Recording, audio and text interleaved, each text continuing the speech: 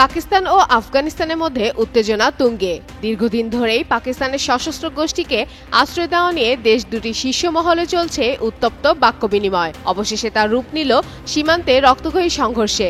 পাল্টাপাল্টি অভিযোগের পর ভারী অস্ত্র নিয়ে পাক আফগান সীমান্তে সংঘর্ষে জড়িয়ে পড়ে দুই দেশের সেনারা।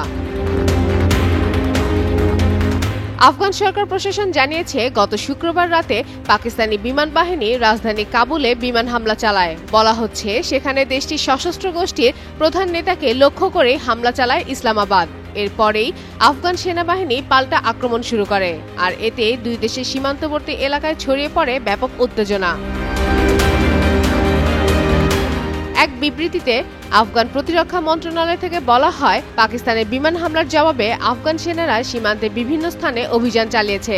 অভিযান সফলভাবে শেষ হলেও পাকিস্তান আবার হামলা চালালে তারা দৃঢ়ভাবে তা প্রতিরোধ করবে বলেও হুঁশিয়ারি দিয়েছে। এদিকে পাকিস্তান অবশ্য এইসব অভিযোগ অস্বীকার করেছে। বরং তারা বলছে, আফগান ভূখণ্ডে থাকা সন্ত্রাসীরা সীমান্ত পেরিয়ে পাকিস্তানে হামলা চালাচ্ছে এবং আফগান প্রশাসন তাদের নিয়ন্ত্রণে আনতে পারছে না। খাইবার পাখতুনখাওয়া প্রদেশের এক কর্মকর্তা জানান, আফগান সরকার প্রথমে সীমান্তে ভারী অস্ত্র ব্যবহার শুরু করে। এরপর পাকিস্তানি বাহিনী পাল্টা গোলাবর্ষণ করে আর 3টি আফগান ড্রোন ভূপাতিত করে। এই সংঘর্ষে এখন পর্যন্ত কোনো প্রাণহানির খবর না মিললেও দুই দেশের মধ্যে সম্পর্ক আরও উত্তপ্ত হয়ে উঠেছে। এদিকে দুই পক্ষকেই সংযম প্রদর্শনের আহ্বান জানিয়েছে ইরান।